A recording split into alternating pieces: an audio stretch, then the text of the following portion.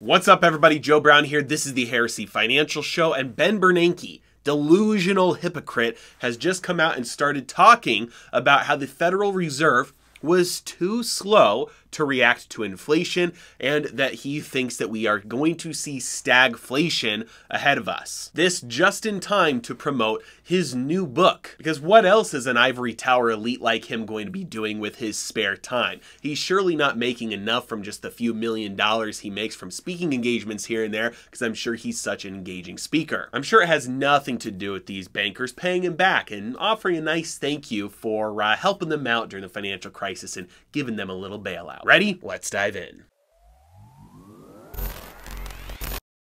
Today's video sponsor is Capital. Today we continuously see more and more rumors, more and more politicians saying, hey, we need to tax capital gains, we need to tax wealth, we need to tax crypto extra. There is no better place to shield your money from being afraid of taxes than inside of an IRA.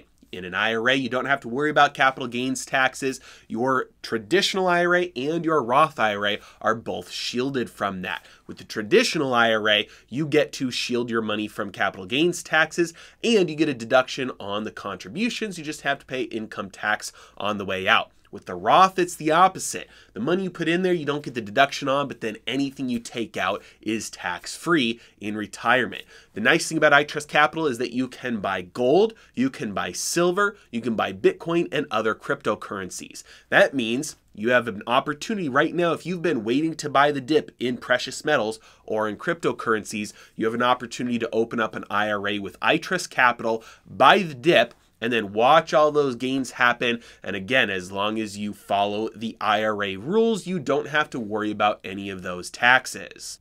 Capital is the easiest, the cheapest, and the most secure way to buy gold, silver, and cryptocurrency with your retirement money. And the best part is you can roll over existing retirement money. You don't have to do it with just new contributions.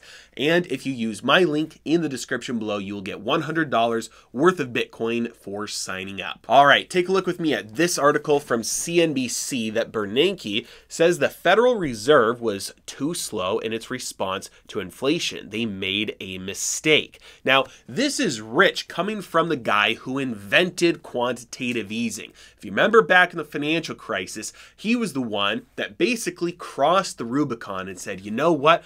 We are going to monetize the federal government's debt. If you're not familiar with what that definition means, basically, when the government spends money, they can only get it from two sources. They can only get income from taxes or from borrowing. That's it. When you enter into a recession, the problem as a government, you don't want to increase taxes because people are already going through hard times. So it's kind of political suicide to increase taxes in order to increase the federal government's income in order to spend money on something, especially like a bank bailout. Not exactly the most politically popular thing to do. So instead, a government will borrow so that they don't have to increase taxes. But you also have to have somebody to borrow from. And normally it's the financial institutions. And so if you're arranging a bank bailout where you're going to bail out the banks, it's pretty hard to at the same time borrow all the money you need from the banks. So you could again borrow from everyday citizens, from other nations, but when you have something like this happen, it's probably going to be pretty difficult to get all the funds you need in order to orchestrate the bailout that you want.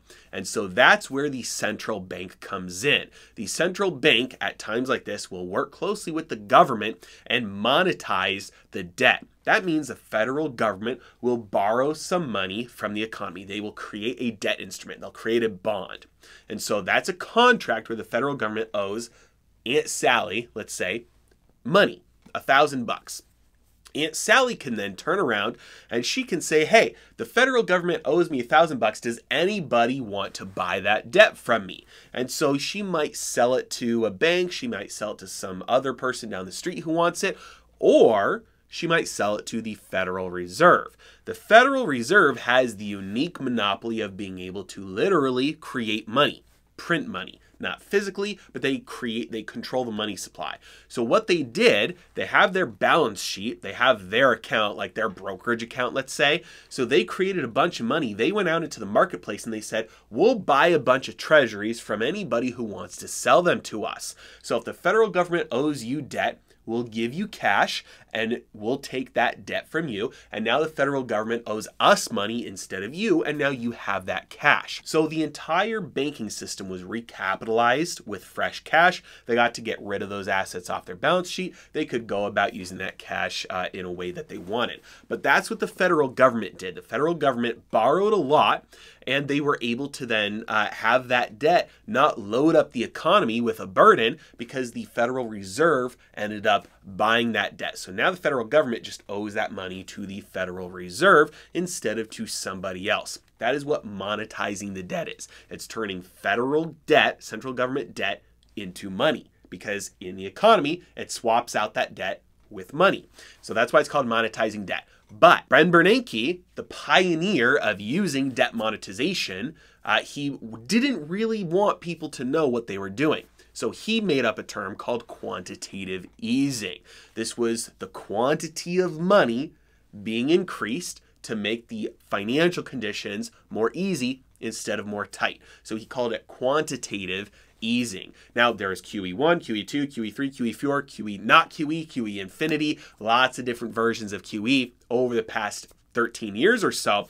But when it started off, it was just a way to cover up the fact that what they were doing was debt monetization. Now, we'll give them credit. The way that they did it did not cause a bunch of inflation. The reason is because of what I just mentioned. They recapitalized the banks. They didn't put a bunch of cash in people's hands like you and I. So they eradicated the deflation that would have happened otherwise, because bank money is like the base layer of money, and they use that to create the money that's in circulation. And so if the banks money, their base layer of money evaporates, which is like their assets, their treasuries, their mortgage-backed securities. They thought they had this much money, and it turns out they don't have a lot of money. Well, then they go under, they can't pay their bills, and everybody who had an account with the bank who thought they had money there, suddenly they realize, hey, we don't actually have money. So if that base layer of money suddenly dries up, then the broad money supply that is in circulation between individuals and corporations, suddenly that dries up too. And you thought you had money in your bank account, now that bank no longer exists, so that bank money, that broad money supply evaporates as well.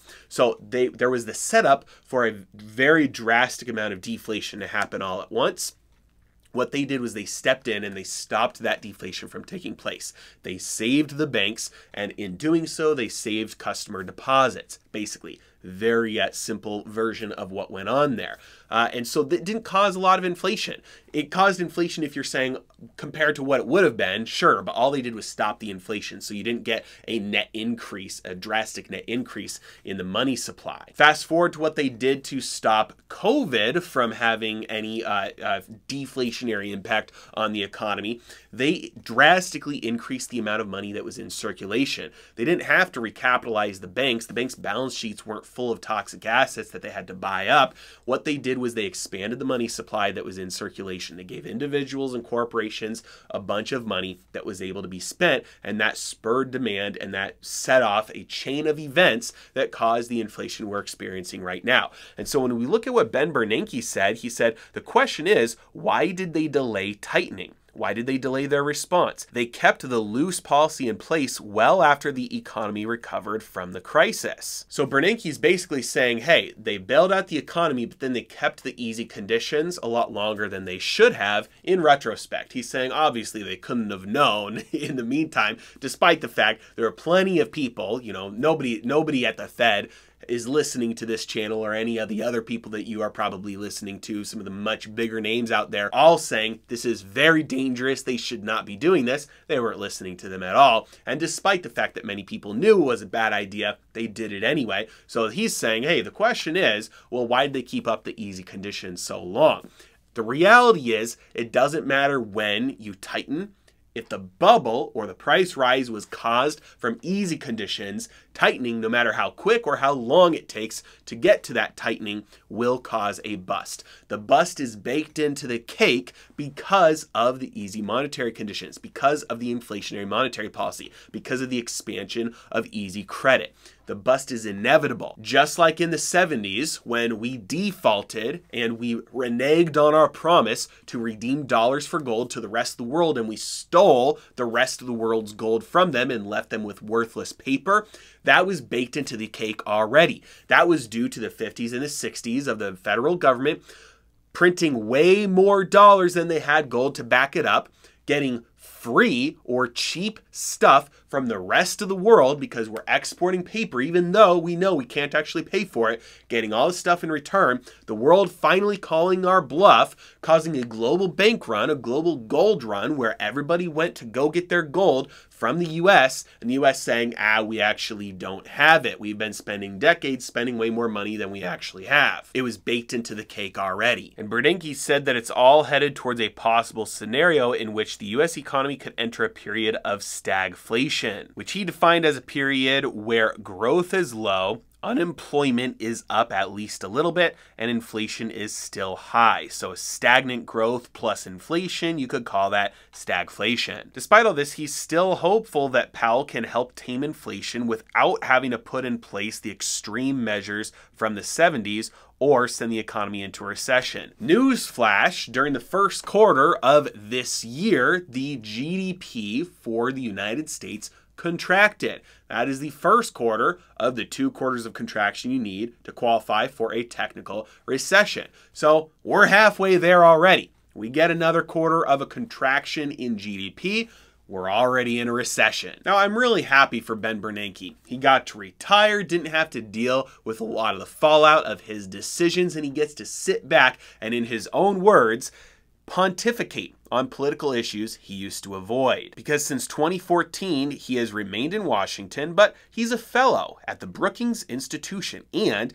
a senior advisor to the investment firm PIMCO. He's glad he doesn't have to make the decisions that Jerome Powell now has to confront. Well, how nice for him. And isn't it great that we have people in positions of power who make decisions that affect the daily lives of every single American who have absolutely no idea what it's like to live life as an average American. It's everything our founding fathers dreamed it would be. As always, really appreciate you guys. Thank you so much for watching. See you next time.